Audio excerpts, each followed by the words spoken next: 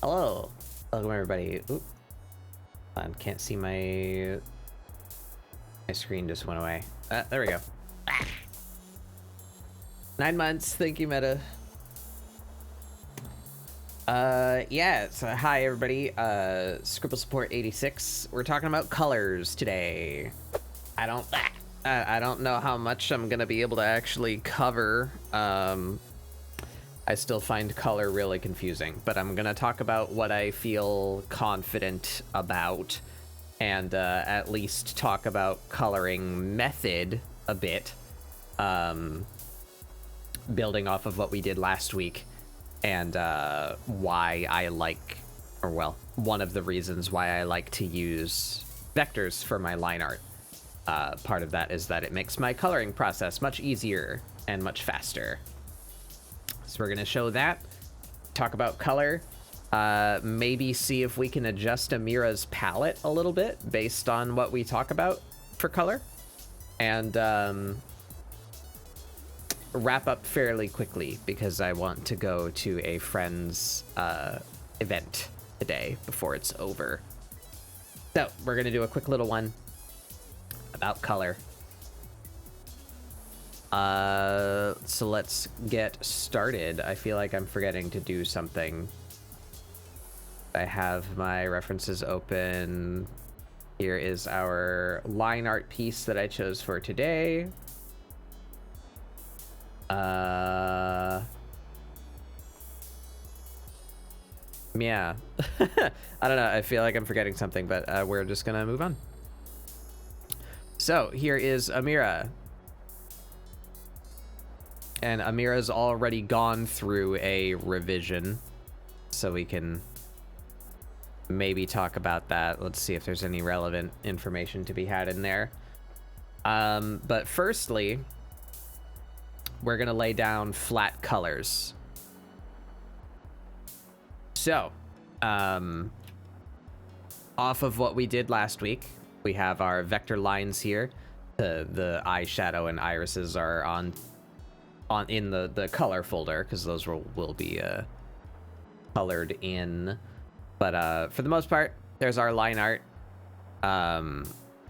We have all of our lines in a folder.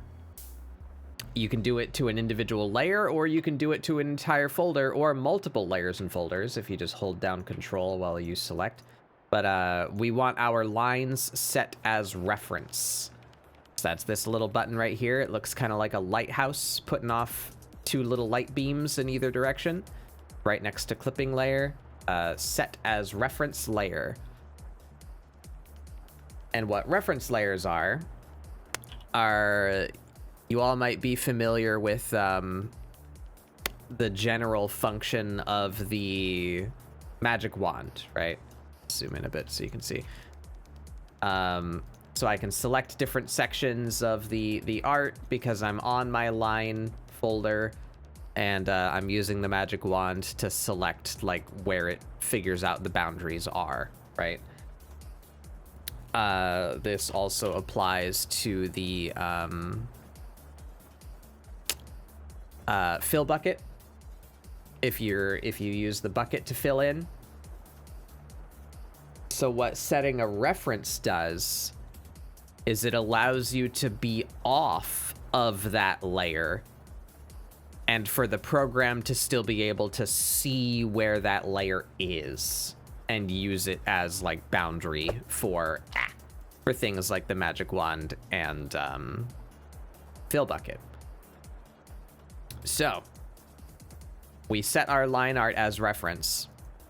I have a new folder here for colors. I have the irises and the eyeshadow in here already, but we're gonna make a new layer and call that fill. You can call it flats or main or whatever makes sense to you, but this is gonna be like a big block color that fills in the whole figure. You use your magic wand, and in Clip Studio, you have a couple different choices with your magic wand. I have modified my refer to all layers magic wand, and you can see that here in my tool properties window. It's a little bit hard to see. Maybe if I do this. Please let me grab the thing. There we go.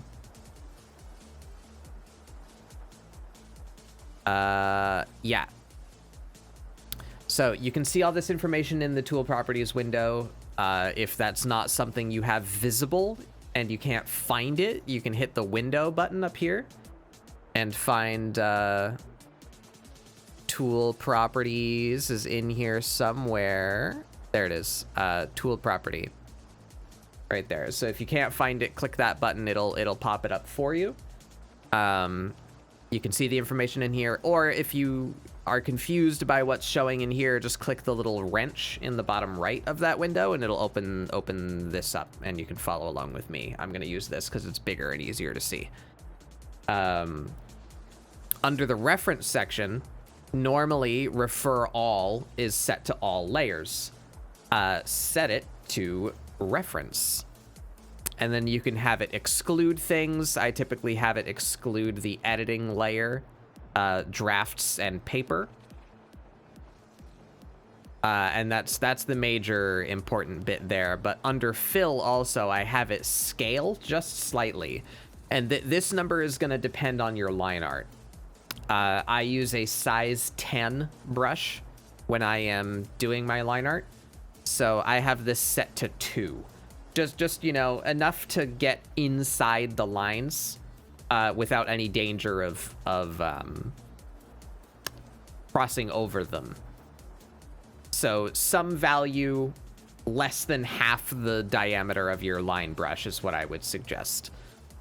But that's the main thing. The area scaling and the refer to reference layer. So now I'm on my new color layer. There's nothing on that layer, but because my line art is set to reference, when I click, it knows where my line art is. You can see it highlighted there. So if I were to select in the middle, but for me, when I want to fill in the entire figure just to lay down like a baseline, I select everything but the figure. So we want to grab all the negative space in here that isn't part of her character. That too. And that. That should be all of it. So now we have everything but the figure selected. We're going to invert the selection. And I usually start with the skin tone. We fill that in. So there we go. Now we have a block of color, and sometimes it doesn't hurt to do a quick little scan across your piece to see if tight areas like this, where two lines are converging, sometimes get a little. You can see it there. It did actually happen, but it's barely perceivable, so it's not a big deal. But lines that come to a really sharp point like that tend to fill in weirdly. So you just gotta do a little pass by and see if it caused any problems. It looks like we're pretty good here. It did actually overflow in all these areas, but it's by like 2 pixels, so it really doesn't matter. But I'll show you the cleanup just for the sake of education. We're good up here. All right, looks like we're good. So there's our color. That's color step 1. Fill in the whole figure, because now we can use this as a really easy either boundary, selection, or both. Let me show you what I mean by that. So we're gonna color in her like workout gear, right? And we're gonna make that say gray. First benefit of this method with the reference layer is you can do what I just did with the magic wand with the fill bucket also. So once again, normally you'd be on the refer only to editing layer version of the fill bucket. Go ahead and swap to the refer other layers and make sure you're referring to your reference layer. So now instead of filling in like this, right, it will fill in like this. And I can hit the individual sections. So look at that, one click, 2 clicks. I have filled in her leggings. And just like, oh, actually area scaling is off. Normally I have area scaling on, but it looks like it did quite a good job at filling in all the gaps. Wow, it even got that. That's impressive. I wonder if they updated to make the fill bucket slightly more reliable, because normally there's a little bit of mess, and I don't use the fill bucket, but maybe now I'll start using the fill bucket. But just for the sake of completion, the other things that I mentioned are a selector and a mask or boundary. So if I were to manually color in the leggings, it's cool because I can do it super fast and messy like this. I don't have to be super careful about hitting the edges of the piece.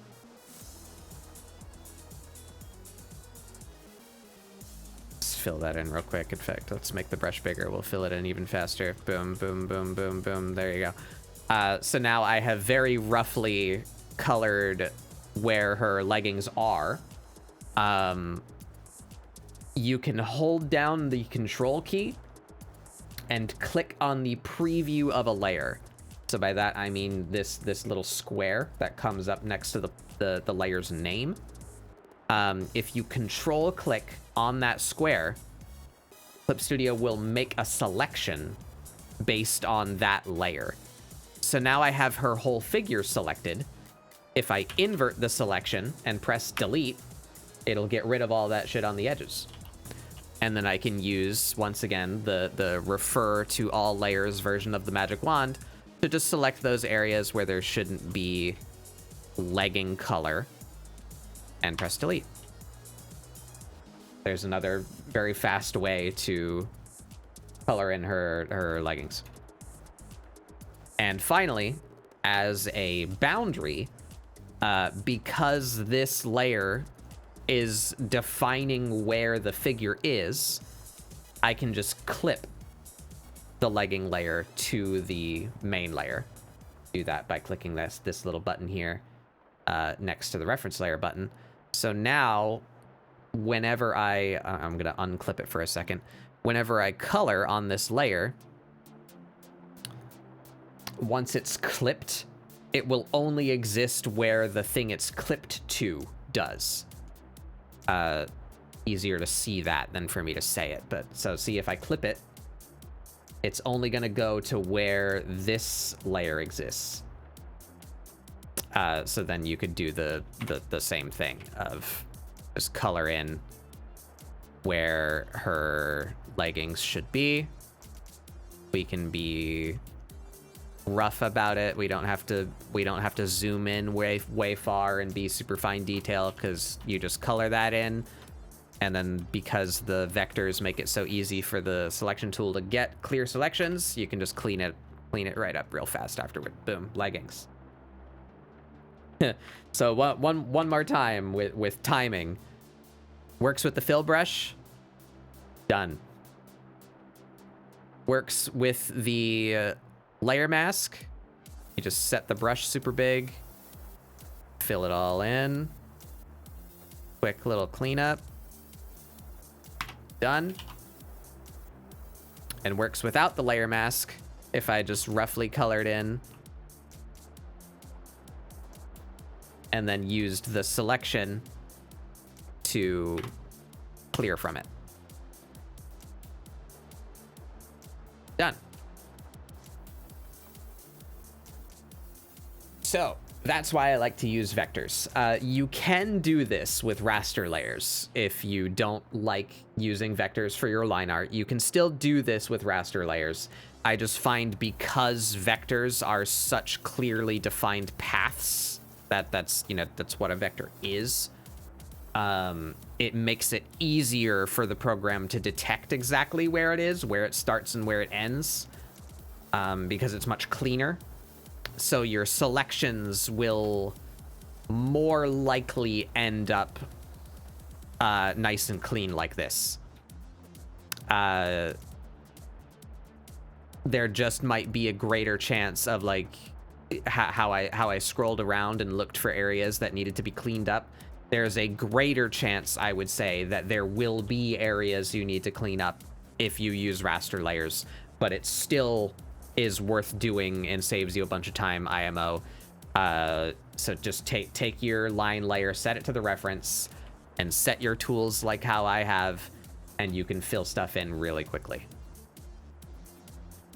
And then the next benefit of that is you end up with really clean color shapes. So if I turn off her lines, you can see I have a very clearly defined area where her leggings are. It actually went under the lines a little bit here, which is not ideal, but it's completely covered by the lines, so you'll never see it. It'll make no difference. But we have our really clean pant shape here. And my preferred method are either the fill bucket or the boundary tool, not the clipping tool, because if we used clipping and this were clipped to that, technically all of that scribble out here still exists, and it can cause some weirdness with the next thing that I'm about to show you. So I recommend the boundary method, using this as a mask to delete the outside, or just using the fill bucket with reference on. So that way we have a really defined pant. And why that is so good is because if this is not a clipping layer, now I can clip other layers to this one. So I already know that this layer fits within the bounds that I want it to fit, but it's not a clipping layer, so I can clip other things to it, and that's how I like to shade, is by clipping layers to it. So if I wanted to, like, highlight, you know, her leggings like so, I'm just that really quick and dirty. There you go. It makes it really easy to shade on top of that. Or if I wanted to draw a pattern, let's see, give me red here. If I wanted to draw a pattern on her leggings, I don't have to worry about starting my brush stroke out here. I'm painting right now. Yep. She had a panel on her leggings, say. Because this is such a clean shape and it's not a clipping mask, I have clipped to it, and that makes the rest of the process even faster. So that is an overview of how I color, building on how I line. So I line with vectors so that it's nice and clean, and then I use these techniques to color in the shape really fast and allow me to clip things to the areas where they belong, so that I don't have to be so precious about starting the pattern, like right here. I gotta zoom way in, right, and be like, okay, I gotta make sure I don't go outside that line, but I want to make sure that line comes right up to that line. You know, you gotta be real meticulous with it. Here, not so. I can go outside the bound, it doesn't matter, because it is clipped to that boundary, and that boundary was really fast and easy to make. That is why I like this method. So that's the gist of how I color. So let's just, I have some references open here of some interesting, what would you call these? Workout clothes, I suppose. Let's see how we want to color her clothes, because I don't have a fixed color palette for her clothes.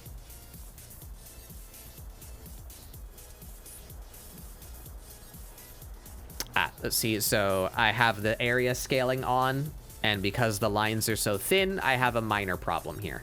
So either A, I can turn off the area scaling, which is just one click. You turn off that whole option, and then I can fill in like that. Or if you don't want to bother changing your settings, you can simply clean it up, because that'll take like 2 seconds. You grab your eraser, just get rid of that overflow. Easy peasy. Right, there you go. Hey, Yoshi. So that's a color scheme. I don't really like that. It looks a little too much like underwear, having the white top, I feel. Maybe if we gave it a complementary pattern. So here again, I want to draw a pattern on her leggings, and it's going to start at her waistband but not include her waistband. So if I control click the shape, that'll give me the selection. Then I can simply deselect the waistband. And now if I paint, see? So I don't have to care about exactly how close it gets to that line. I just know it's going to be on my lines. Makes it real easy. Why are you using one of my favorite kind of pants? Yeah, I like them too. They're I like them for multiple reasons, especially drawing them. They're tight, so I don't have to care about clothing folds, which are very complicated and I find very difficult to do. So this is basically just her figure. The most I did was give a little bit of shape definition where it would be like squeezing, you know, and the little wrinkles around the bends. And then likewise the stirrup leggings means that these will be folded less. There's one less cuff. I can just use the figure that I drew underneath the clothes. Makes it easy for a lot of reasons. I am a fan. Plus they look nice. They're attractive, right? Anyway, line. Let's do like a pinstripe down the edge. We're gonna do a little bit of extra there.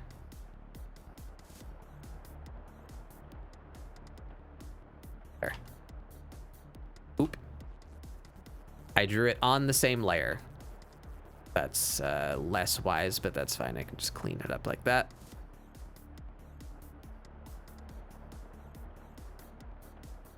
And we're gonna do a little bit of extra here.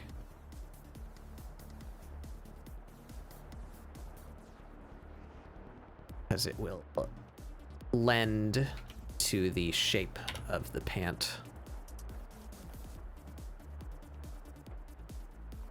If you offset your lines a little bit where the wrinkles should be.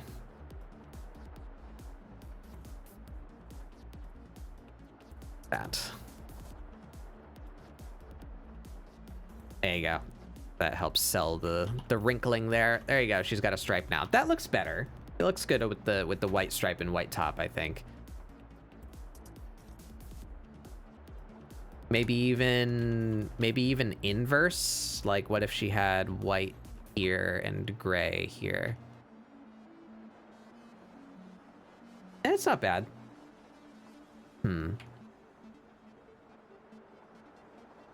Yeah, that's a bit more interesting than each garment being a flat color.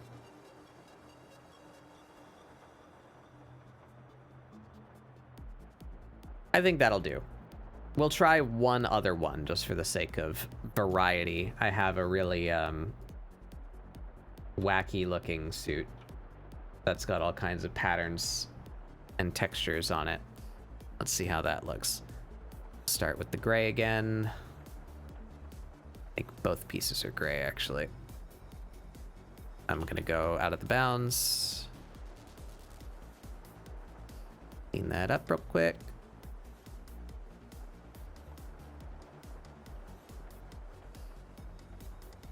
And actually, another thing I could do, let's make this a color real quick so it's easy to see. We're going out of bounds here. I could have just used the magic wand again. Make those selections. Delete from that. There you go. Edges are clean.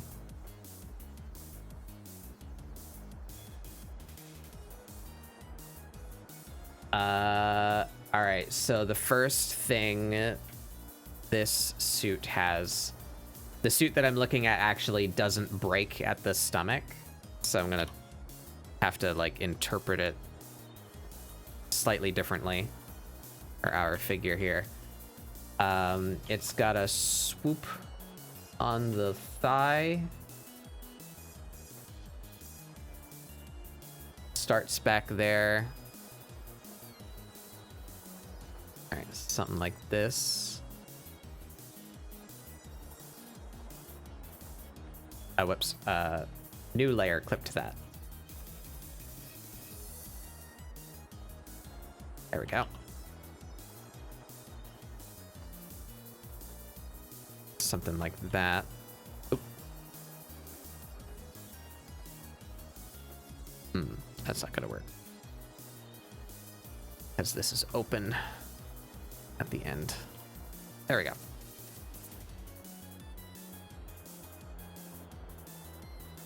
Would we be able to see that at all over here? Maybe a little bit. Oops.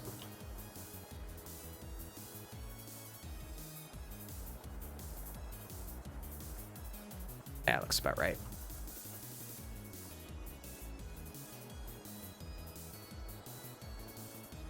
And where's the color at the top? It's down her sides too.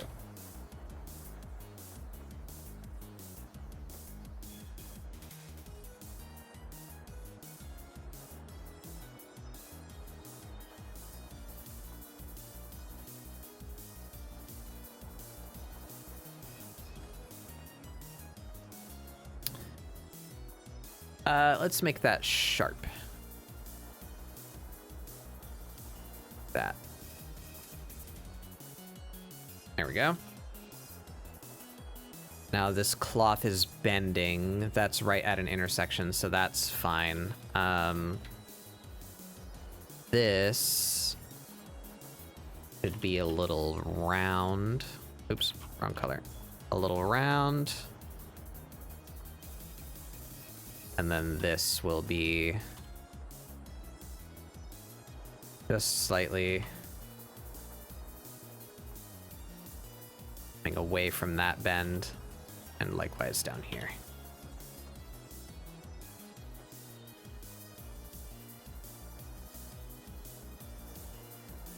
Good. And then opposite on the other side. There we go. So this is, let's call it sportswear, and then color pattern. Under the color pattern, we have a white pattern.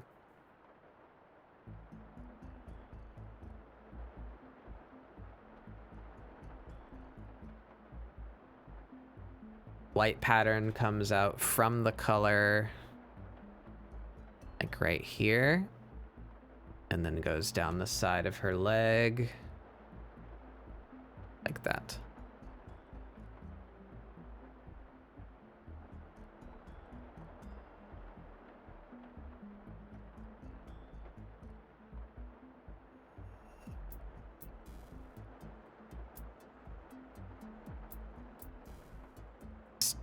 Tapers. Oops.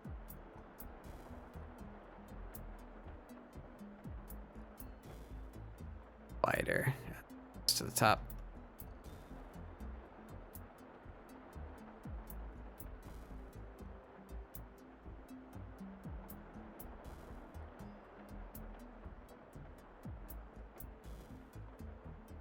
That.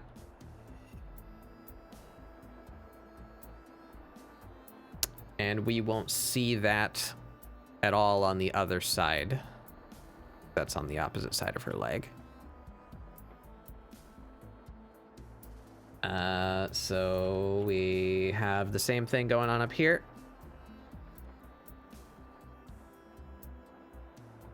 It's gonna scoop inward. That. I know it matches the angle of, so like that. There we go.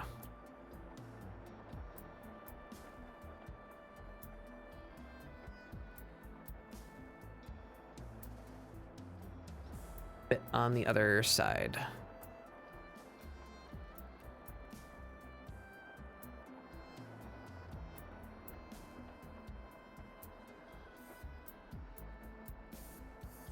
That's a little too much. Away from that.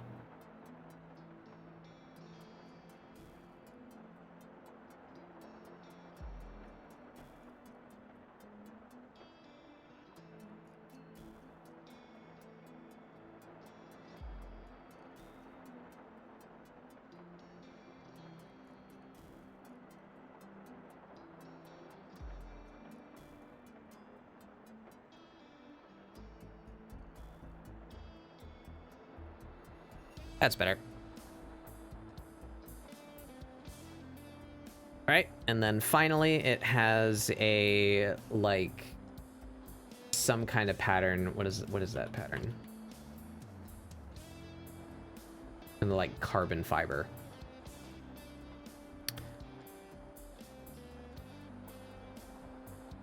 I wonder, actually.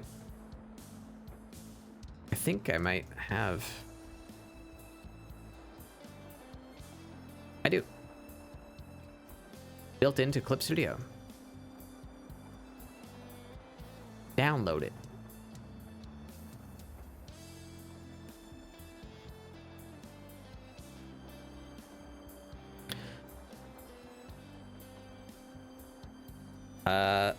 That is going to be a panel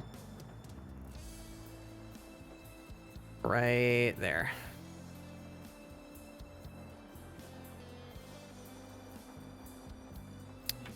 Do that in white just so we can see it. I have this.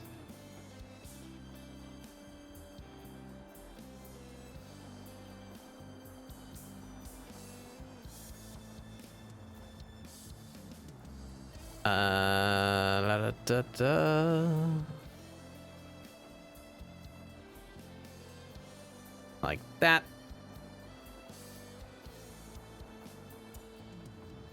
Rasterize that, and then we're going to use the liquefy tool to bow it out.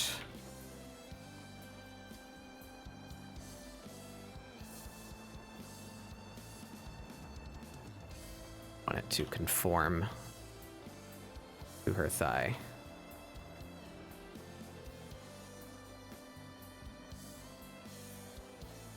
Like that. We use that. Bop. There we go.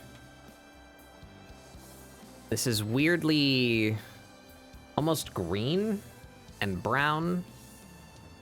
Strange color, so we are going to set that to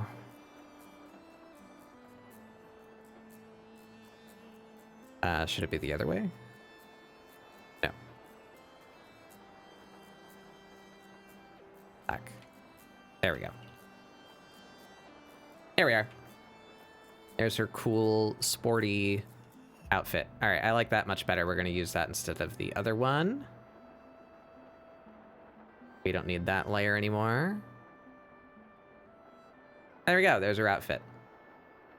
We can put all of that in a folder. Oh, something to note here. Important thing if you are trying to do clipping masks like how I do. Every layer with this pink line on it is a clipping mask. So that means it's being bound to whatever's at the bottom. So again, if I take that layer away, all these layers go away by default because they are bound to this layer. You can clip layers to folders. However, you need to change the folder's setting. So I have this folder here. This is going to be outfit. You'll see if I try and clip a layer to it, the line shows up, but it's gray. And that's its way of telling you like it's not working.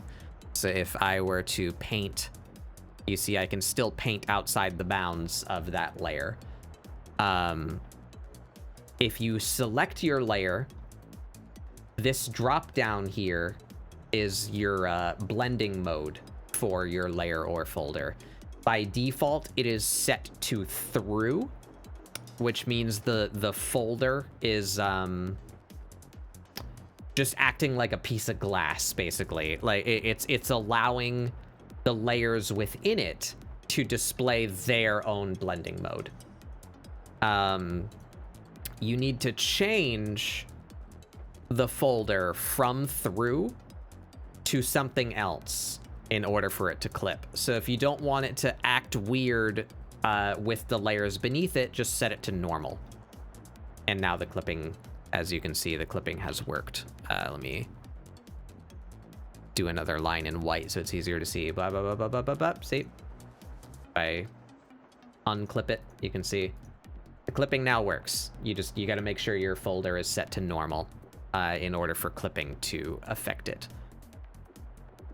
But so now, actually, I'll call this base and put that in another folder called outfit. There we go. So now I can clip to this base layer, and I could do like all of my shading, say slightly warm yellow here. Ooh, wrong brush. Where's my airbrush? There. If I did my highlights here, I can clip that to the entirety of the legging as one unit now, because it's in a folder. Clipping to. Those are very ugly highlights, but you get the idea. Come on. There we go. All right. So then, moving right along, she has her outfit folder set now. We will do her body parts. So we need her hair color, the tail tuft color. And I think that's it. So this one will be hair. Ooh. Oh, I'm on the wrong fill bucket. There we go.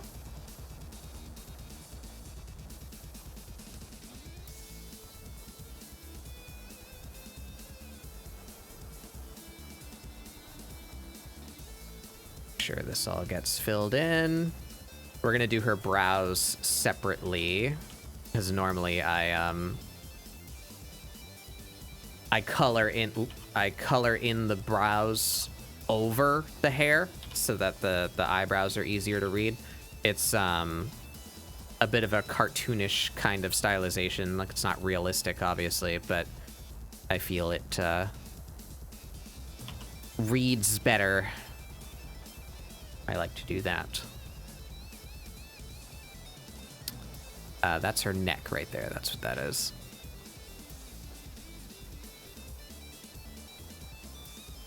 Are we going out anywhere else? Yes, we are.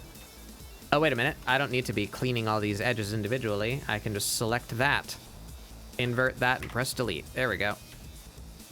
Now all those edges up there should be clean. Yes, indeed, they are. Her tail is also her hair color.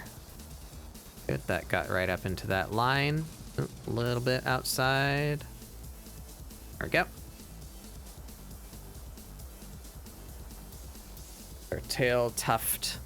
Actually, we do all of this as her hair. That up. And then we do the tuft on top of that as a clip. With my airbrush. Why isn't that working? I'm on the wrong color, that's why. Yeah.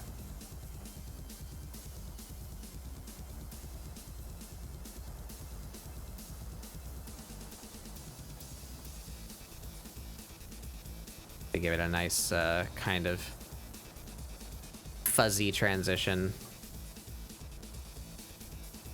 to show the fur texture. Like so.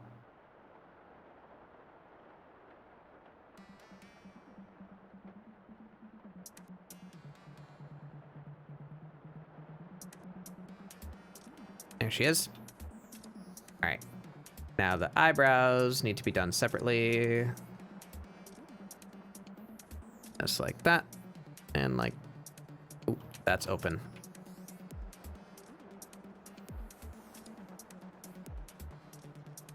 Still open?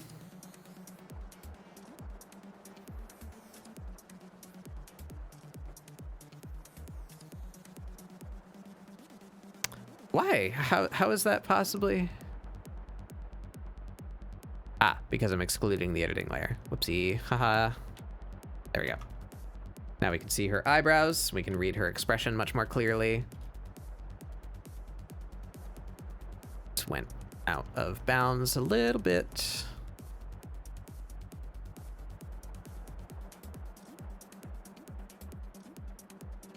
There we go.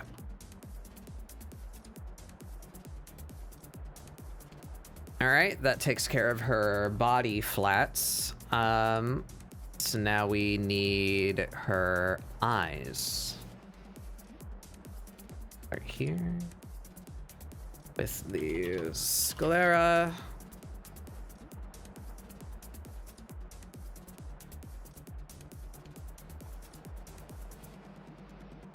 Oh, gotta set our reference layer back to our line folder. There we are. I advise against using pure white for characters' eyes. It makes it look a little less lively if it's pure white. Unless you're trying to do that on purpose, like the character is a doll or a robot or something. To just do it the slightest bit of off-white. It's a little bit of a creamy color rather than pure white. All right, the irises now. We have her colors up here.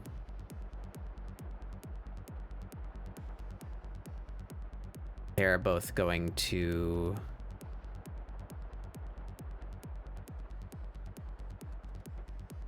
be this color and be filled with that color.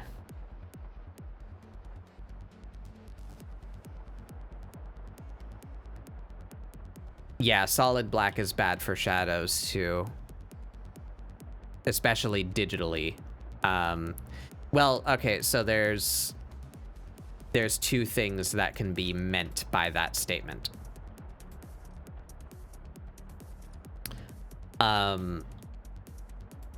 If I were to do shadows on this character with a soft brush with black, like this, right?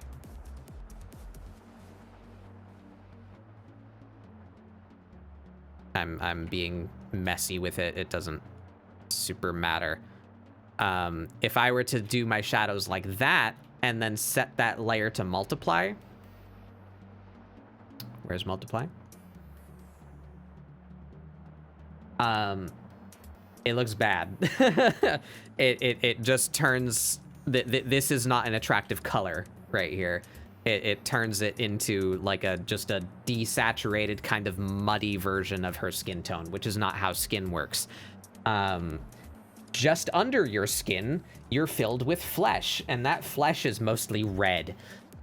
So shadows on skin typically take on a warm hue, and it's because the light that's hitting you on this side travels through your skin and even still picks up in your shadows. So your highlights should be slightly warm and your shadows should be slightly warm when you're shading skin. So TLDR, different materials interact with light in different ways, and you should understand that and use that knowledge to pick a shadow and light color instead of just doing your highlights with white and your shadows with black. It will end up looking a lot better and more lifelike.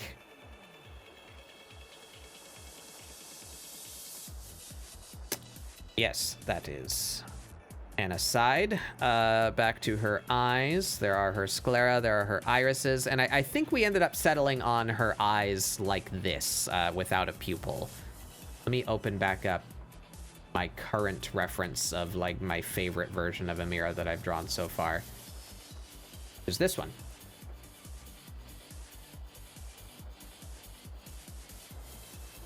Yeah, so we put some light in her eyes, but they are a flat color, and I do like that look, the pupilless, just flat solid color eyeball look. Stick with that. All right, so that's everything we need for her eyes. Actually, we can group those, unclip those, clip the folder instead. There we go.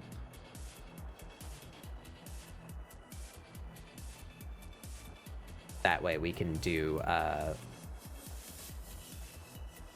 the lighting effects on top of these layers without needing to worry about the bounds. There we go. Oh, and she has a pinkish skin color for the inside of her ears.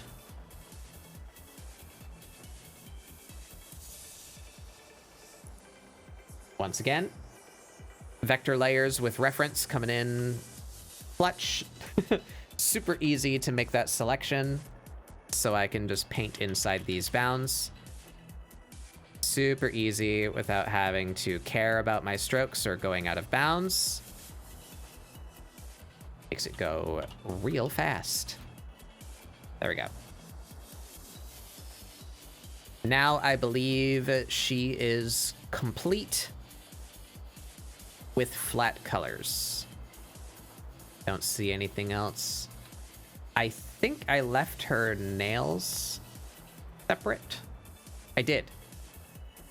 So if we wanted to, we could paint her nails a different color. I think we'll leave them black for now.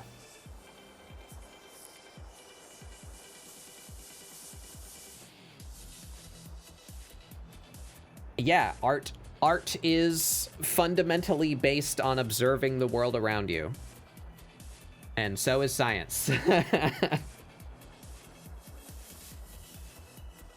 They go hand in hand in a way.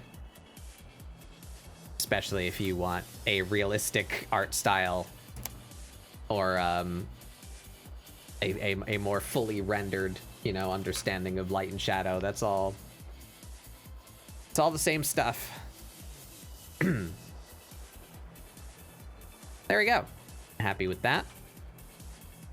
So now we have all of these colors nice and neatly separated.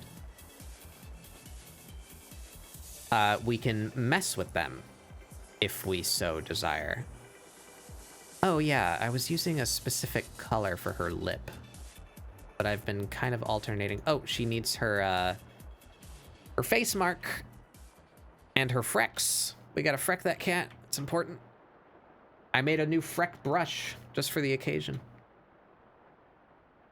So where do we go with that? Under her eyes, I feel. Face mark. It's gonna be around here. Is that right? That looks really dim. I gotta open back up that other picture again.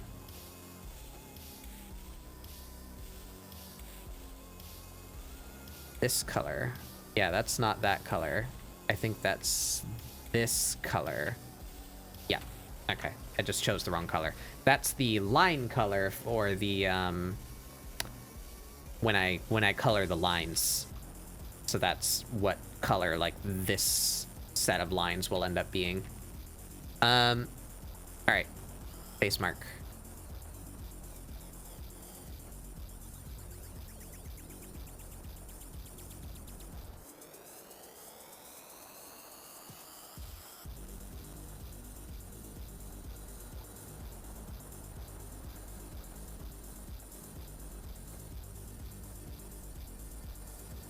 Oops, inside a little bit. Actually, that's not showing as much as it should be, I feel. All right, we're gonna do something different here.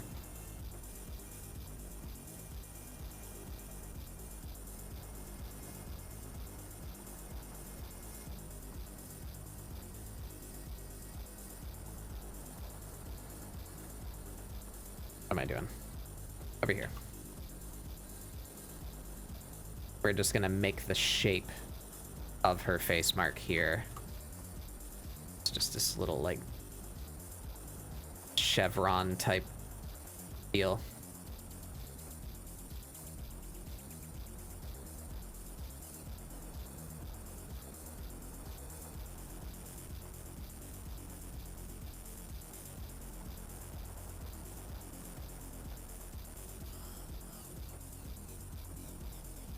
There we go. Now we can just clip that to her skin and decide where it goes here.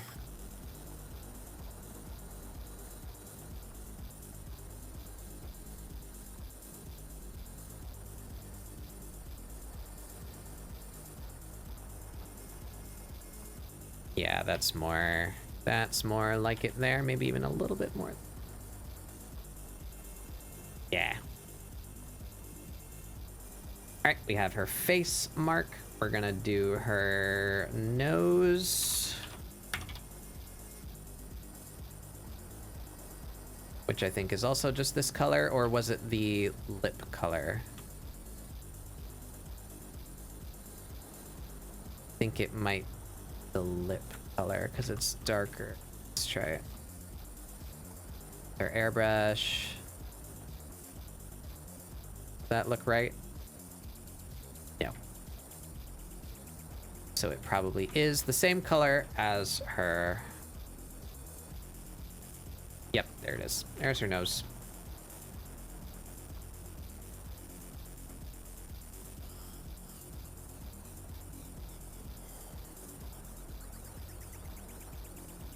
Give her that cat kind of pad.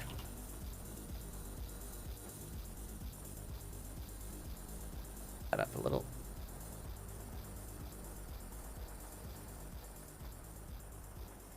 That's not shadow. That is distinctly a color pattern on her skin.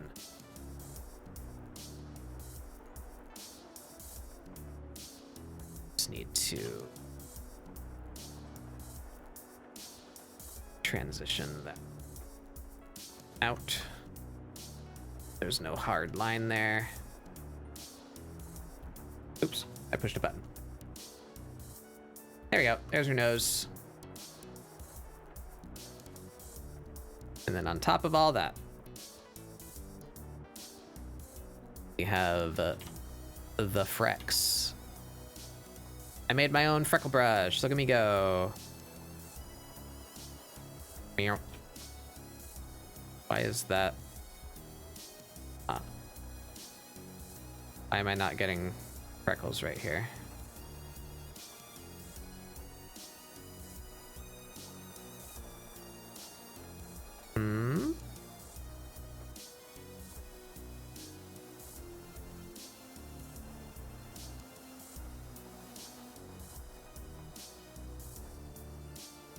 Weird.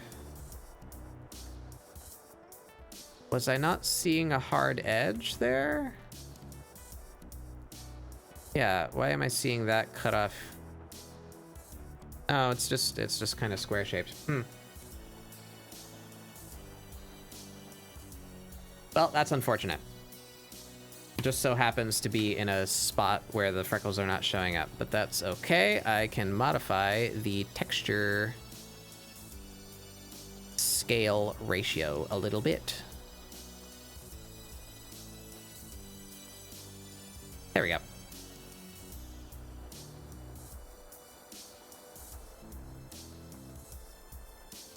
There are her frecks. Don't have them on her nose.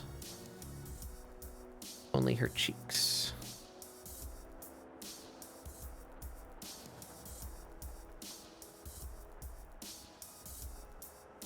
Like so.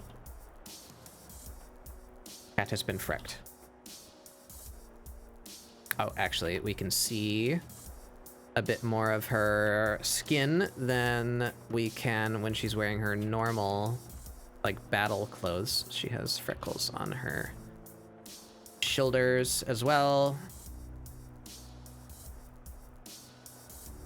There we go. Do her elbows as well, maybe? What do we think?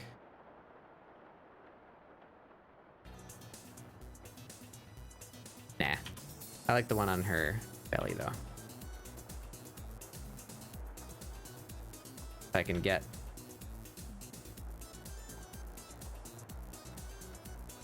There we go.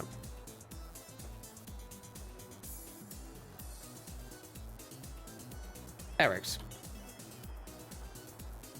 All right, there she is. Oh, and the eyeshadow. Need to give that its highlight. So we go in. What style did we do over here? I painted it. Okay. I have two different methods of doing the eyeshadow highlight. And it's either this,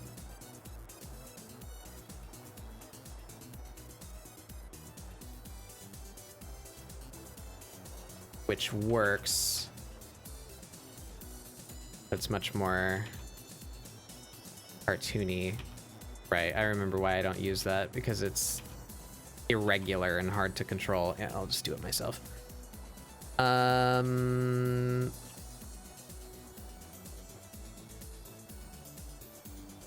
There it is.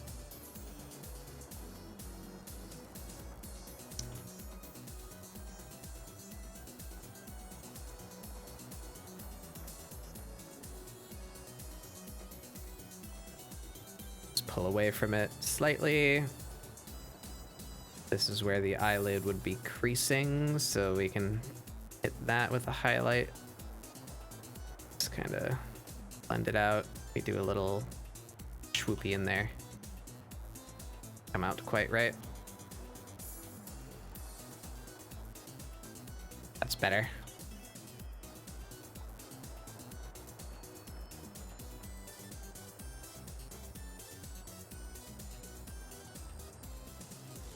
There we go.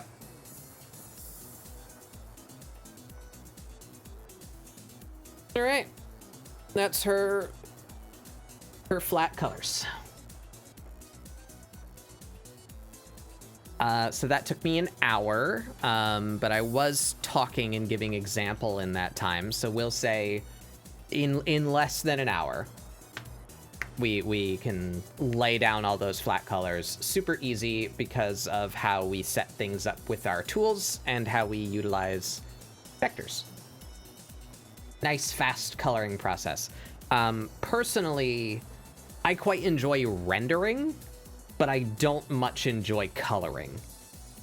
We can get into detail about how, the difference in those terms later, but I don't like coloring. Like, just the act of throwing down these flat colors to define where the areas are, like how we separated her pants and her shirt and her hair.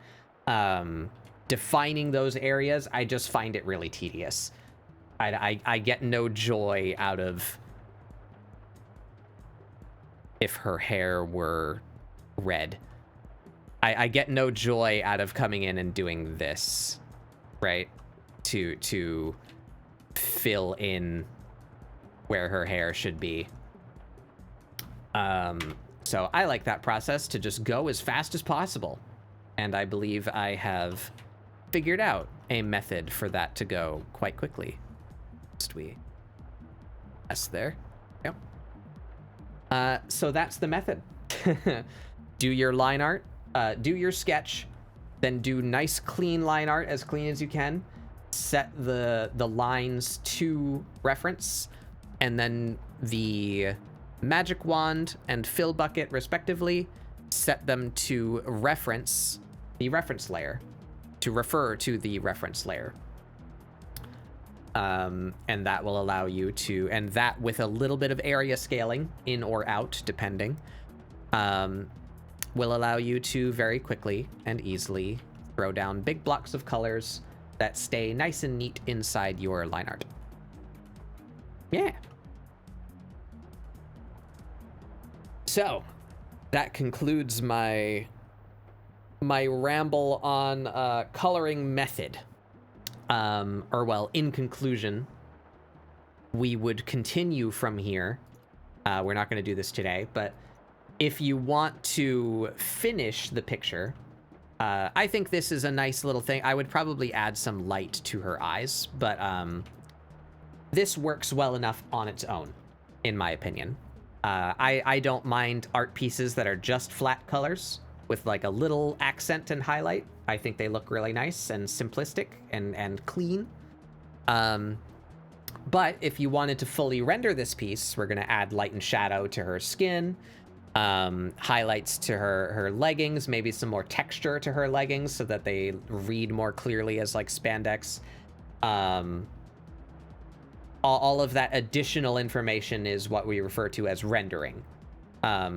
Fully bringing to life the thing. Having this nice clean base carries forward into rendering.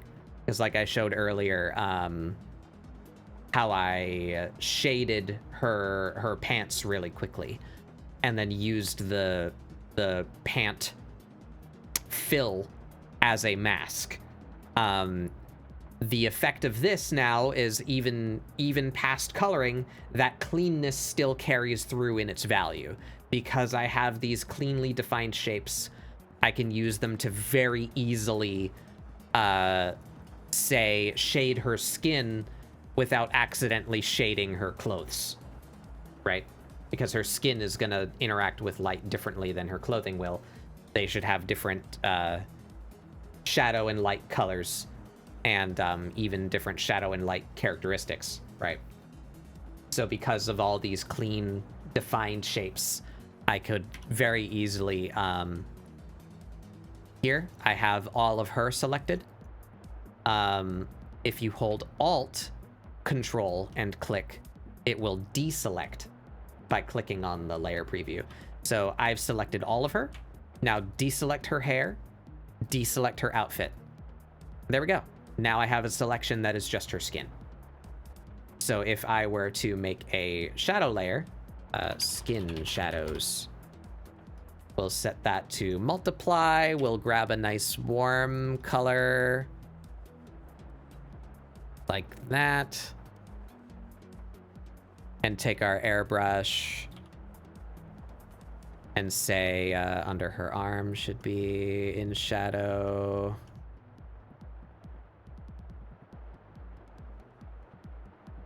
The underside of her arm. Oops, I went out of bounds there.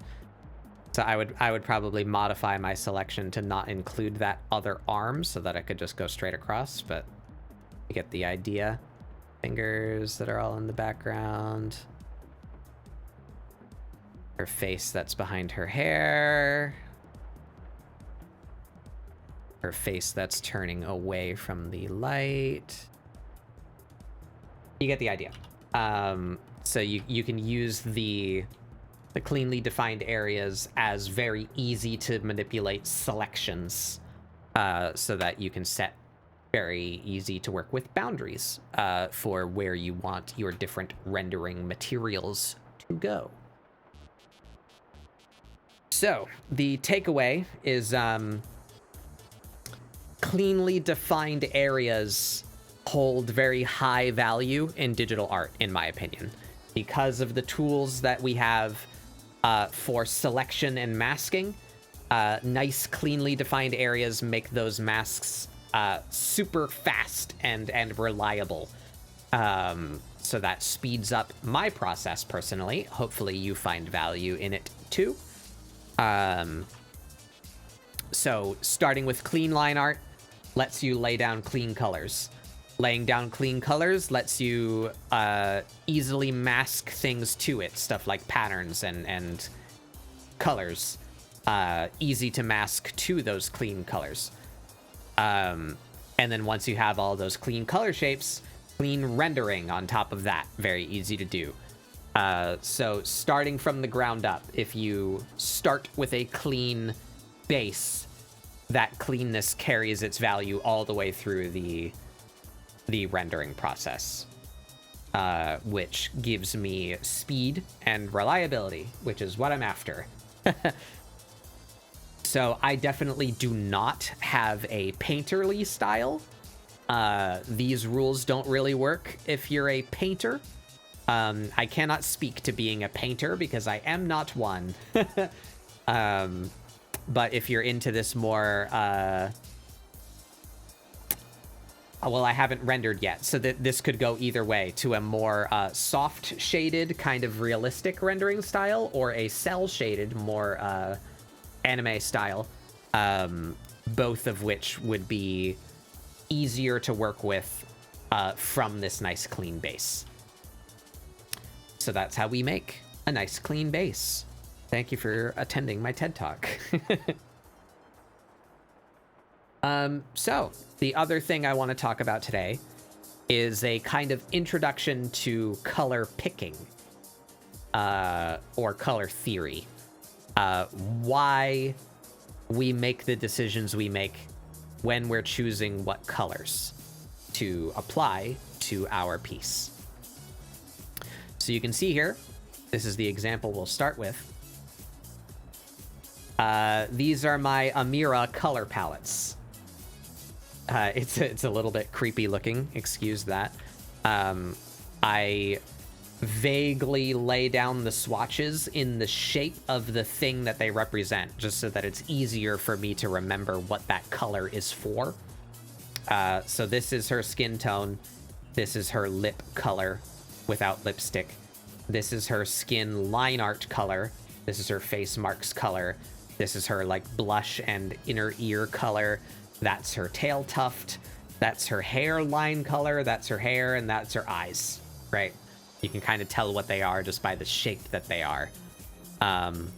These colors are color picked from a screenshot of Final Fantasy XIV. So the color differences here, I modified her palette to be what I would consider slightly better, more visually appealing, based on like color theory choices rather than just what appears in-game rendered. So I went and looked at some darker toned characters that I find appealing. I believe it was Aisha Clan from Outlaw Star, Romlethal from Blaze Blue, and there was one other one, Misfortune from Skullgirls.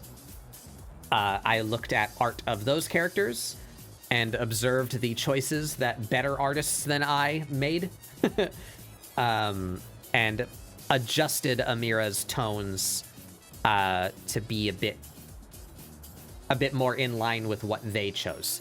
So now I'm going to attempt to explain those choices and why I find they look better.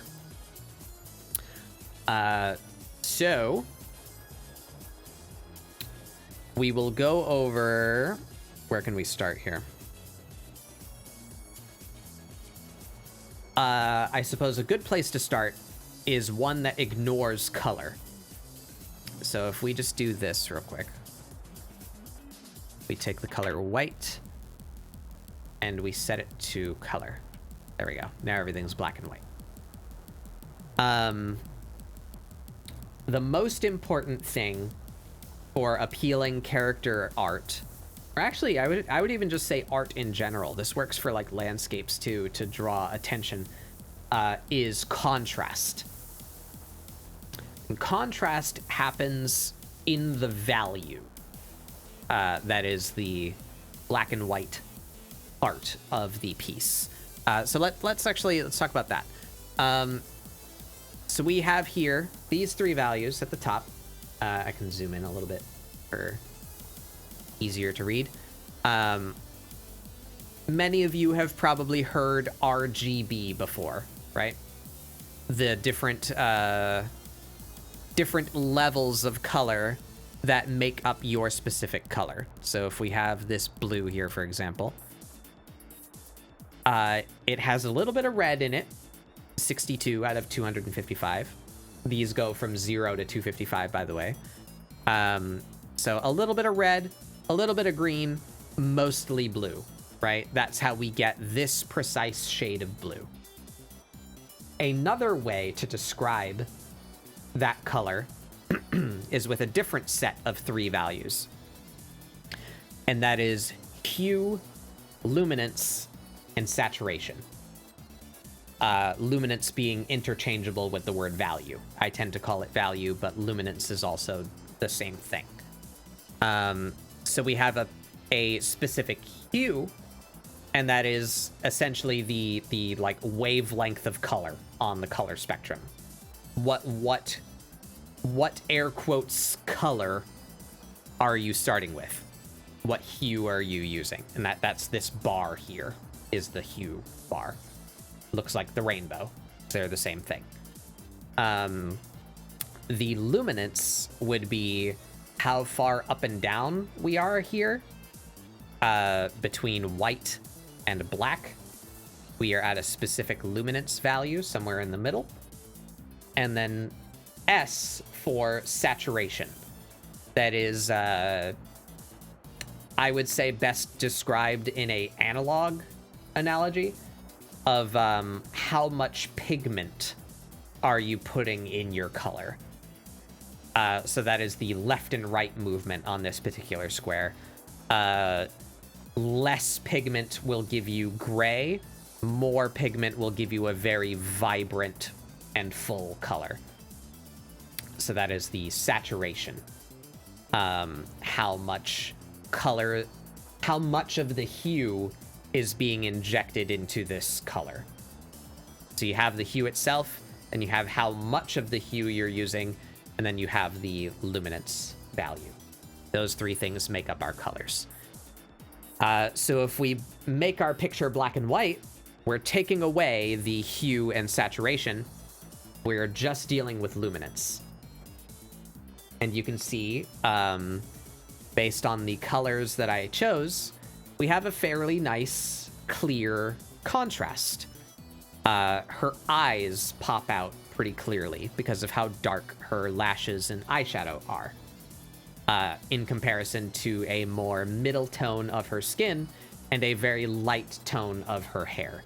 So we have three very clearly different values here that we're working with. And we do her upper lip in a dark color as well. And all of these things together, her skin being very separate from her hair and her eyes being very clearly separate from everything else, and her mouth being very clearly separate from everything else, means that if I were to say make an emote out of Amira, her expressions would be much easier to read because they are high contrast in the areas that are important for expression, that being the eyes and mouth mostly, followed by eyebrows. So because we have that nice clear contrast, it makes her very easy to understand, for you to easily identify, even from far away, what her expression is and the emotion that she is displaying, and even the further on, the her outfit being clearly darker than her skin, It's easy to see where her outfit begins and ends, and easy for her arms to pop out against her chest, for example, for the pose to be very easy to read as well. This all is not super dependent on contrast, but very highly enhanced by good contrast. So that's the first thing to think of when you're picking colors, is actually to ignore most of what you describe as color and focus on value first. Get a nice, clear, contrasting value set. And then we can apply pigment to that. That is my recommendation. And I give you this knowledge with the caveat that I am not formally educated. I am not an art teacher. These are just things that I have picked up and learned. Definitely subject to change. But I encourage you to do exactly what I did, and that is look at many different sources, especially if you can get information from people that you like directly. So if one of my favorite artists ever decided to give a talk about their art process, I would be super interested in hearing that talk, because it tends to be rare that artists that I enjoy looking at actually speak about their process. Even pretty rare that they do a time lapse, which you can glean a lot of their process from. This information is valuable, and you should seek to acquire it and be happy that you do, because it is a rarity to get such value from artists that you seek to emulate.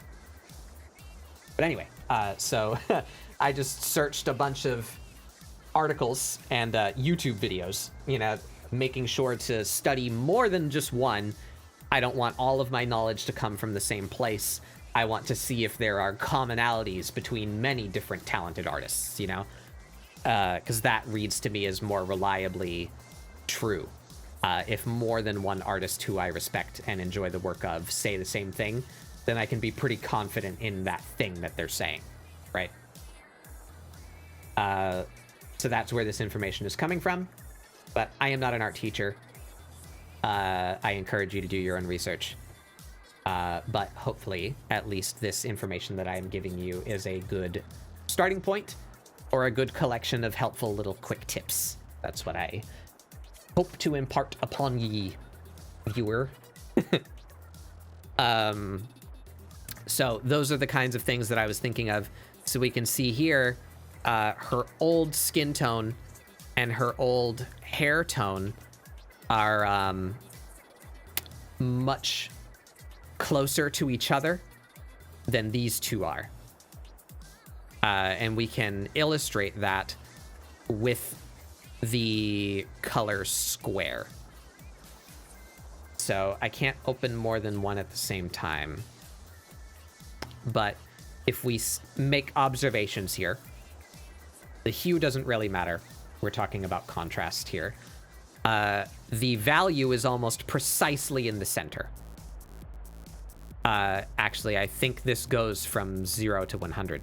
Yeah, so the value there was 53. It's almost exactly in the middle. So that is a perfectly mid-tone gray level of value. And it's a little bit left of center, so not a whole lot of saturation either. So if we look at the hair color, this one's a bit more saturated. What? Liv, hey Liv, how's it going? Welcome, Raiders. I'm Batbug Doodles. We're talking about art today. We're talking about color theory right now. Scary stuff. But welcome. I hope your stream went well. Pikmin 4. I've never played a Pikmin game. I feel like I should. They look like fun. Play Pikmin at some point. I have a Switch. I have a capture card. Maybe we'll do that in the future. But welcome everybody. Just making an observation. So, what? Science is an art. I agree. I just said something similar to that earlier when we were talking about rendering, like light and shadow.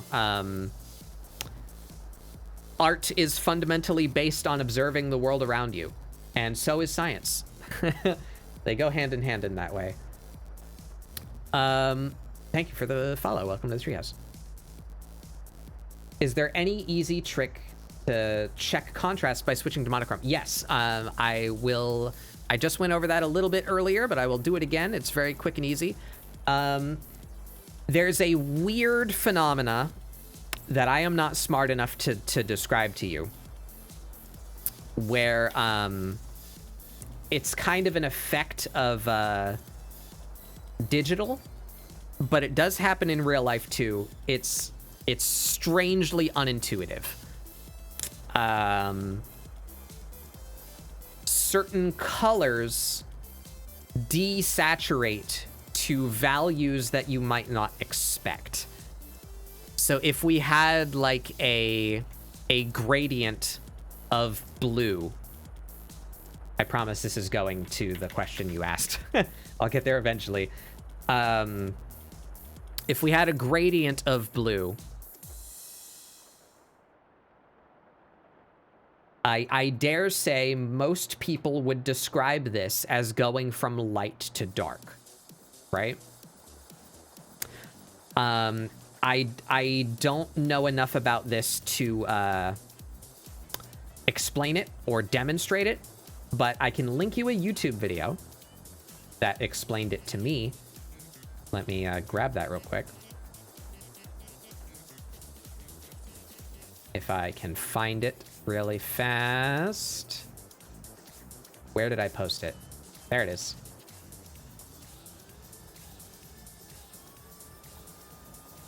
Here is a YouTube video that explains this better than I will, but the TLDR is if you start with a gradient like this that you would say clearly goes from left to right, light to dark, when you desaturate it, it actually scrambles a little bit. Like this color might end up being the darkest looking one. It's very weird interaction between like hue, saturation, and value. But to avoid that problem, or rather, it becomes a problem because ways that we desaturate art digitally ignores that phenomena. So it will be slightly less realistically representative to just say like, let's make a correction layer, hue, saturation, and just drag the saturation to 0. That is not quite right. These values that we're seeing, they're not quite correct. So the method that I recommend to check your values is to grab a new layer, fill it with pure white, and then set that layer's blend mode to color. So now you have a toggleable thing that shows you closer to true value. So you can use that to check your values as you go. Yeah. But anyway, continuing, we're discussing our color palettes here and why I have made some of these choices to change her color palette. This is Amira. She's my Final Fantasy XIV character. So this color palette is color picked directly from the game, but this color palette is the one that we use today, and I'm discussing why I made these changes. So returning to that discussion, we have her skin tone, and you can see on the color square here, the value is almost precisely middle, and it's not very saturated either. Versus her hair color, which is at a value of 88, and a bit more saturated. So it at least uses the saturation as contrast. Like, we have a less saturated color and a high saturated color that helps with contrast, not as much as value, but it does help. But the values aren't super different. They are noticeably different, but they're not super different, right? We have a value of 53 to 88. So what? 35 difference from each other. Versus the new skin tone being a luminance of 39, and the new hair being a luminance of 93. So we have a much starker difference in value between her skin and her hair now, while maintaining similar hues. A notably darker skin tone and lighter hair color. Thanks for the streams, for all the streams you gave us this year. Yeah, I hope I'm being helpful. I hope you're enjoying. But yeah, so that was the major decision process. And you can see her old lip color versus her new lip color. Much, much darker. This was actually her face marking color, where it's now this. So the overarching point behind the decisions of what to change her colors to is better contrast, better values. So higher difference in contrast or in luminance between the separate elements of her color palette. That is why we chose those.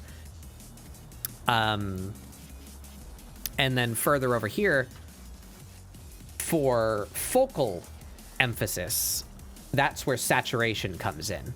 So overall, good to have different values, pretty clearly distinct values. That's the luminance section of color. And then the saturation section of color you can use to draw attention. We as people are drawn to more brightly saturated colors. So that is why I chose to, it's not as clear to see here, but between this color and this color, I saturated her eyes more. So her eyes are more vibrant, and that helps draw attention to her face and her eyes. They are distinctly more saturated than her skin and than her hair and the sclera that surrounds them. So that saturation contrast helps draw attention. So values for overall readability, saturation to draw focus. And then the last component of color is hue. And when we're talking about choosing hues, that's the like actual part of color theory, IMO. So it gets a little spooky. But something that I find a good introduction to color theory that kind of helped me ease my way in is a set of properties called color harmonies. And I have a tool to demonstrate.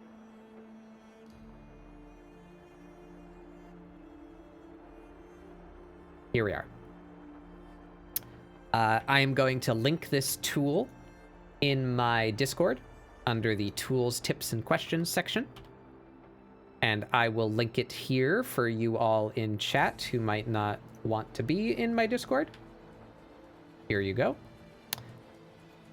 And I'm going to pull it on screen and use it here in front of you. So these are not all of the color harmonies, but they are the most common and easy to understand. So, first and most straightforward color harmony is complementary. This is one that even non-artists amongst you have probably heard of. 'Tis the season. If we start with green and we do a complementary color harmony, we get red. Christmas colors. So complementary color harmony just means opposite ends of the color wheel. So this wheel represents mostly hue, but we do have saturation in here as well. You can see the colors get more gray as they reach the center and more full-bodied along the outer rim of the wheel. So the center of the wheel is 0 saturation. The outer edge of the wheel is full saturation, but along the wheel's travel is hue. So hue can be represented in a circular form like this. If we go back to Clip Studio, back to my full screen, this is how I prefer to look at colors, with the triangle instead of the square.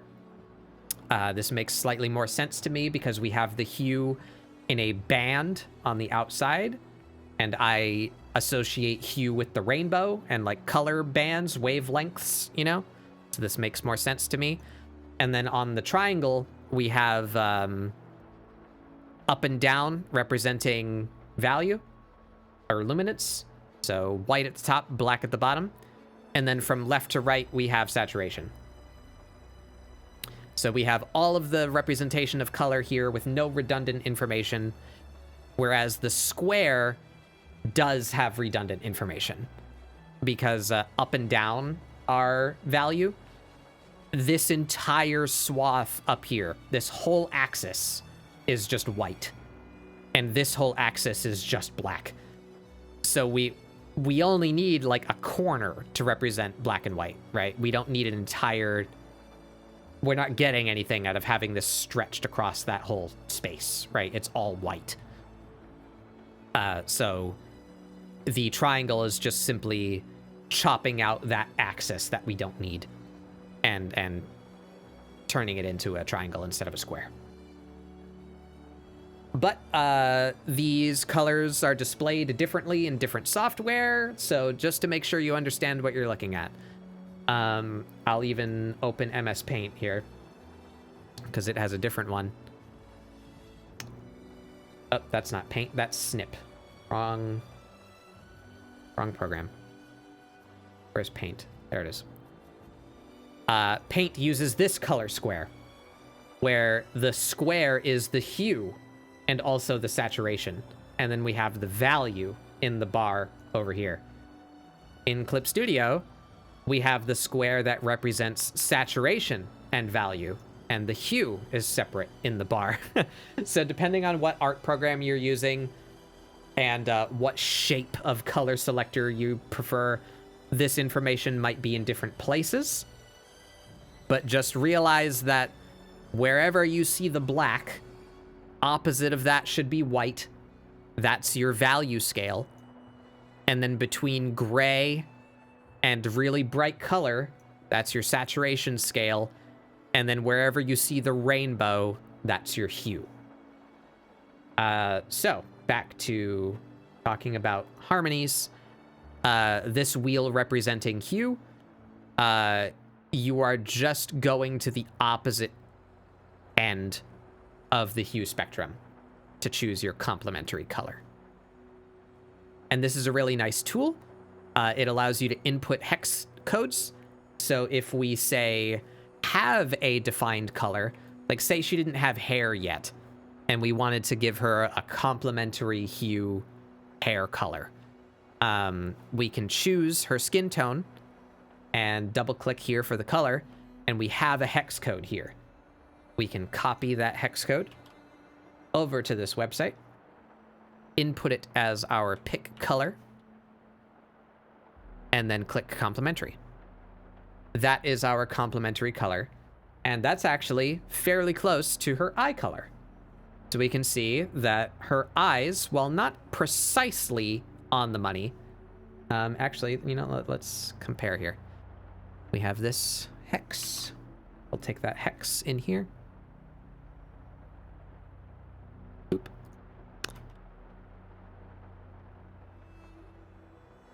Pretty close, right? So that tells us we made a pretty strong choice with giving her the blue eyes in complement to this skin tone. Yeah. And then on this note of choosing colors and filling in colors, her hair is not white, but it's very close to white. Anything that has 0 saturation, so the entire gradient between white and black, those are what we call neutral colors, and they always work. Neutral colors will not clash with anything else. That's why they are called neutral. They don't conflict with anything. So if you're ever feeling like your design is a little bit too loud, too busy, too hard to read, consider swapping some of your colors for neutral tones.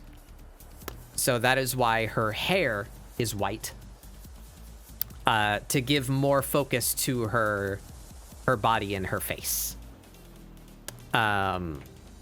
So again, no saturation in the hair, low saturation in the skin, high saturation, complementary color in the eyes. It helps draw focus. So her eyes are really easy to see, her eyes are easy to read, and that makes it easy to show her expression clearly. Any other examples of neutral colors? No, it's basically just between black and white, the whole spectrum. Gray scale is neutral. You can make a color more neutral simply by desaturating it. So like her skin is not super saturated, but if we desaturate it further, there you go. So now she's not gray, but she's a lot closer to gray. So she's not purely neutral, but she is more neutral than before. And that I don't know, maybe I want her eyes to pop even more, so I want the contrast between saturation to be even greater.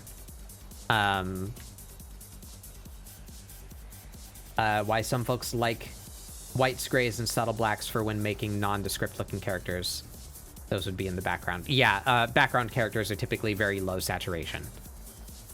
As to not draw attention away from whatever the actual focal point of the scene is. Yeah. So there's our colors. You can mess with this website if you have a color to start with. It's a good way, at least I found a good way to start with choosing a good color palette. If you know one color for sure, so for the example I used was, I know roughly what I wanted her skin tone to be.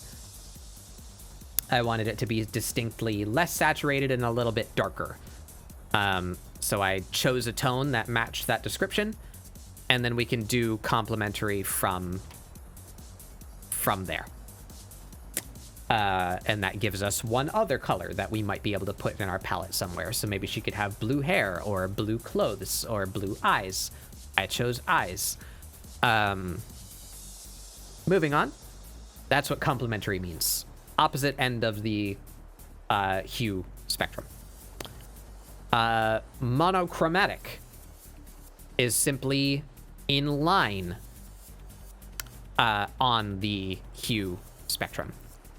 So all the monochromatics will just form a straight line from the middle of this circle outward along those 2 points. So that might be good for an accent color. So actually, now that I look at this color, let's grab that hex code. Look at what we have here. Input that hex. We have this color. That is pretty close to her nose tone and skin marking tone. Monochromatic color scheme. Whoops, we don't need paint open anymore. Get out of here. So monochrome is all of the colors are the same hue, but different values. And saturation. Analogous color scheme is just a line across, so you're following an arc. Easier to see if I put the color up here. So see, we are just adjacent to each other. That's a nice like autumn color tone there. We can go over here, get something like foresty, right? We can go over here and get something oceanic, tropical.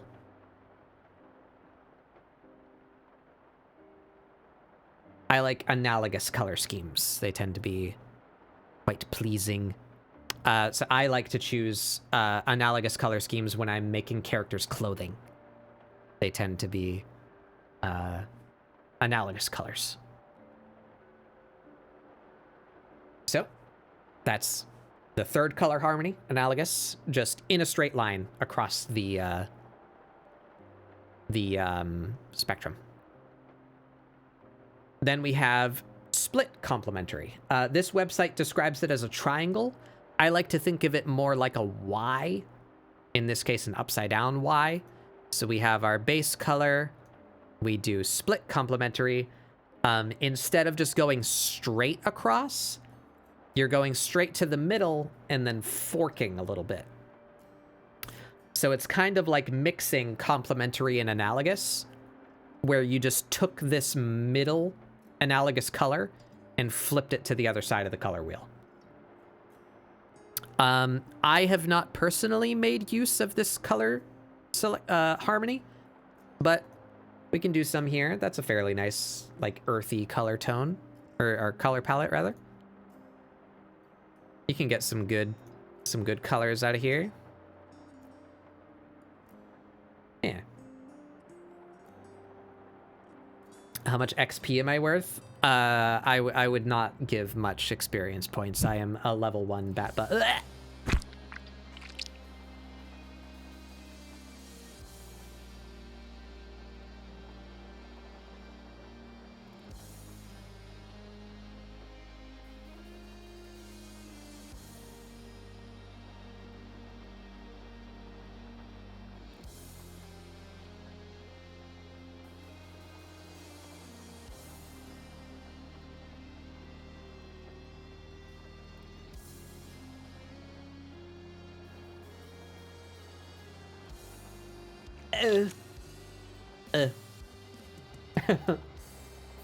yeah, my level keeps getting reset because I just keep dying. Yeah, I got slapped by Mithrix. He fucking donked me with his big funny hammer.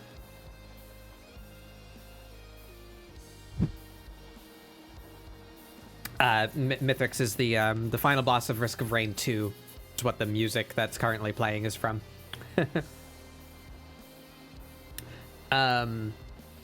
Yeah, so harmonies. I recommend using a harmony website like this to help you select pleasing color palettes. We have a bunch of different harmonies. You can use them in different ways, mix them up. So triadic is the actual triangle, equilateral triangle, just 3 equidistant points on the wheel. Which one's the main color? The blue.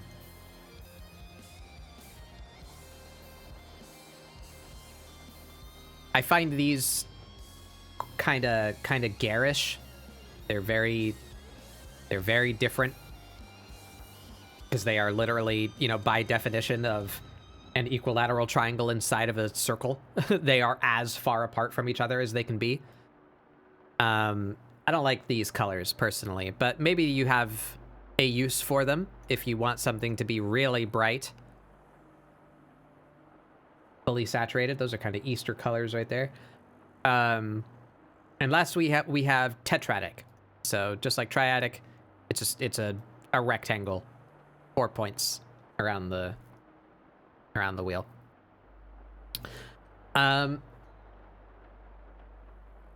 So that will give you actual color harmonies if you're trying to specifically state those harmonies in your colors, this is a great website for doing that. But a website I prefer for picking palettes, we have a tools, is this website. Coolors. Colors with an extra O. This one, I really like the free tool, but it does have a premium option that lets you actually change the generation method. So you can do those color harmonies. You have to pay for that, though. So I typically just leave it on auto because I use it for free. But if you do deem it worth it, it has the capability of staying within those harmony definitions. So this one, you can start from nothing, and it's keyboard based. You can just press spacebar, generate you some colors. And if I generate colors until I see one that I like, let's say I like this brown. That's a nice warm brown. You can click the little, oh, it's kind of behind me. You can see right between my ears, there's a little lock. If you click that lock, that color will stay, and it will generate more colors that complement the one that's staying. So let's say I like this kind of pale color in complement to the brown. Let's lock that.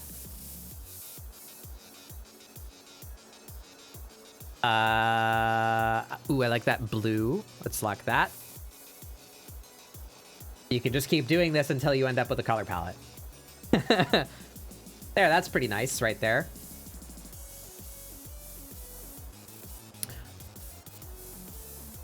Yeah, I will link that also in my Discord and in chat for you guys.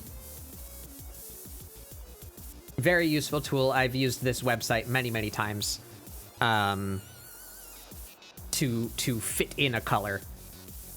Like myself, for example, where I had my body tone and my hair and my eyes chosen, but I wanted like an accent color. So I input the 3 colors and lock them, and then just mash space until I get something that I think looks good. Very useful.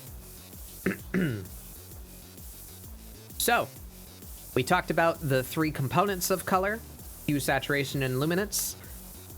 We talked about using value or luminance and saturation to help readability and focal point. And we talked about some tools and definitions of harmonies to help you pick color palettes for your pieces. Last thing I want to go over today is color mood. And it's the last thing I want to go over because I hold very little stock in this idea. It is something that I mentioned earlier. I studied from many different sources to try and get a consistent set of information to pass to you guys. This is something that came up frequently. This exact list I found from no less than 3 different sources. This same exact list. But I don't know, I just kind of don't agree with it. I don't feel like it's always valid. I feel like it's really subjective and up to interpretation. But nonetheless, I will go over it with you guys just in case that you find any value in it. And that is color moods. So I will outline here. We have red.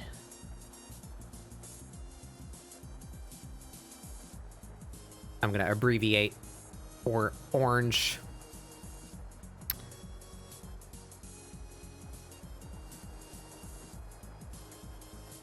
Yellow.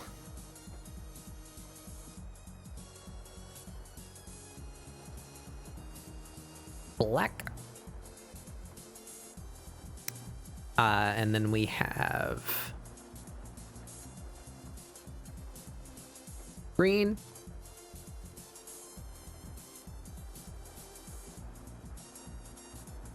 Blue.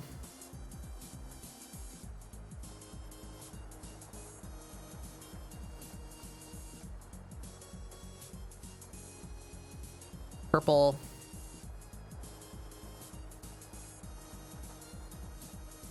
and white.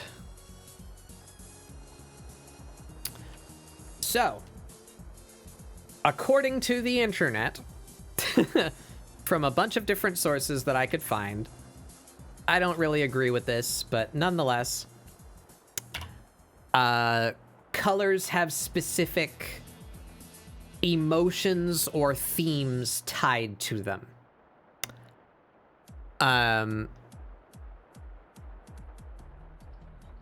Ooh, my text tool is goofed. Uh-oh. Where's my handwriting? There we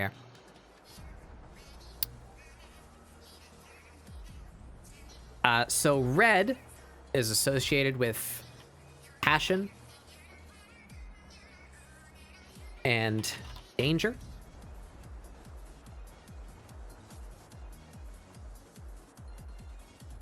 Orange is associated with, why did it?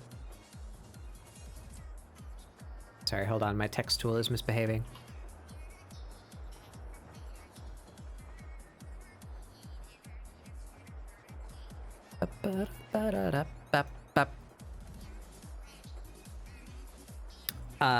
Orange is associated with energy.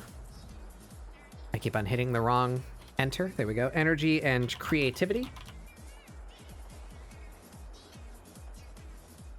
Here we go. Calamari Incantation. One of my favorite Splatoon songs. Yellow is associated with happiness and activity.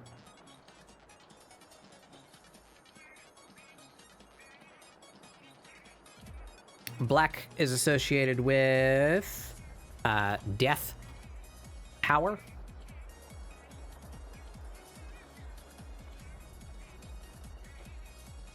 Green is associated with nature and healing. Orange already got me fucked up. Yeah, I know, right? Like, I don't agree with this. But maybe if you're trying specifically to evoke a certain emotion, it might not hurt to reach for these colors, but I generally disagree. Blue is calm and wisdom, or wisdom. Yeah. Purple is wealth and ambition. And white is purity, peace. So this is a thing that I have seen cited in multiple places. People seem to think it's a common and agreed upon thing. I disagree. But here it is for you, just in case you were interested. Personally, I find mood much more strongly linked to light than color. So if you're in a dangerous situation, you might have like a really harsh rim light or a really strong box light, like where you end up with the can I find that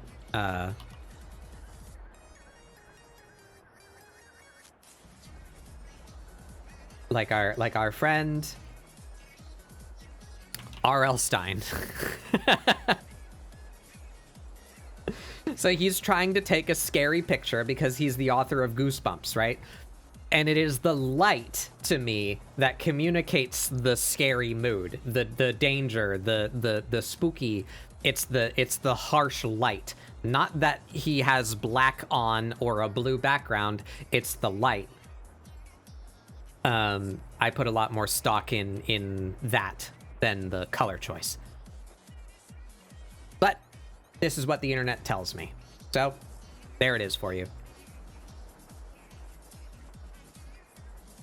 And I'm actually going to snooze that ad because I think we're right at our conclusion today. I told you it was going to be fast. Or, well, actually, I said that in my Discord, and I didn't say it at the beginning of the stream. So sorry, all of you who are actually watching here. Today is going to be a short one because it is one of my closest friends' 3-year streaming anniversary. Ray is BRB'd. Okay, I'll give him a few minutes then to come back. But yeah, we got a nice coherent stream. We still have more to talk about for color, but that will be in the future. We'll get more in depth about like how to choose good shadow and highlight colors, and how to communicate specific lighting situations with color.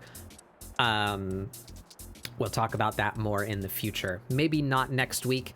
I've been very busy. You know, it's the holidays. I got a lot on my plate.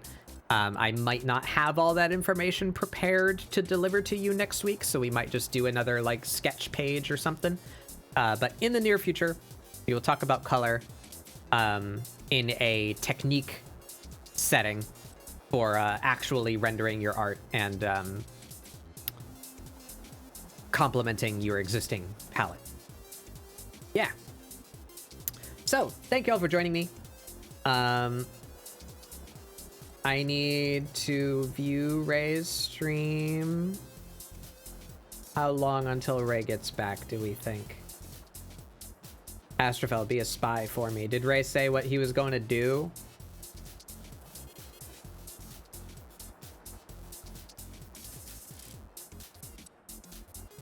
Already building a color palette for one of my OCs. Yeah, I love Cooler. I like using that website a lot. Hopefully a gingerbread cookie. I did actually get some gingerbread cookies this year. Doing dishes like 5 minutes. All right. I think we'll just go ahead and pass you over. Oh, Ray's in chat. He just said something in chat, so he must be like present, if not ready to be active. We're just gonna head over. So Ray can continue his break. He should be back shortly. I don't have anything else left to talk about. I'm not gonna just have you guys sit around here. So we're gonna head over to Ray. It's his 3-year streaming anniversary. Let's get a raid message for him. Can we come up with something silly to say?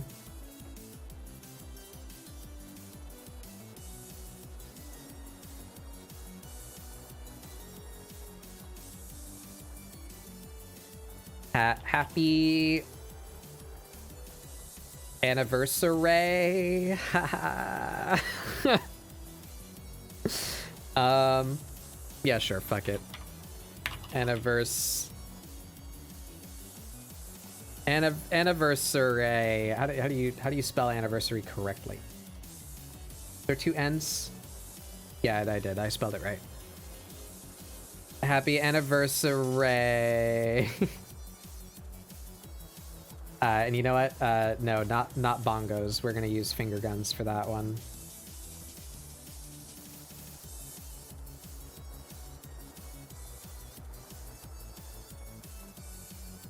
Wait, where's my finger guns? Oh, there they are. Or wait, shit. Do you guys have finger guns? Is that a standard animated emote or is that a bit emote? You do have it. Okay, good. If you don't have it, I have a redeem where you can unlock an emote. So you can just unlock one to use for the raid message. Or if you don't want to use that, if you don't want to use my emotes, you don't have my emotes, feel free to substitute your own. Just use emotes though; they're fun. We'll give them a good. Oh, the redeems don't work on animated ones? Aw, that sucks. Shit. Well, lemon! Hey, Chug. I will... Ooh. Nope, snooze that ad. We're on our way out. Sorry, Koom, we were doing a short stream. We're going to Ray now for his 3-year anniversary. And, yeah, pick an emote. Custom raid message will be this. There we go. Grab that raid message. If you don't have my emote, substitute your own. And I will be back tomorrow. Not on stream, but on Discord. Tomorrow is our community day. We'll be hanging out, probably playing Lethal Company. I do have a couple doodle redeems to do, so maybe I'll get started on one or more of those. We hang out 6 p.m. Eastern on Discord. Grab my Discord if you want to come hang out tomorrow. Other than that, I hope you all have a wonderful rest of your time zone. Let's go wish Ray a happy anniversary. I will see you guys next time. Bye.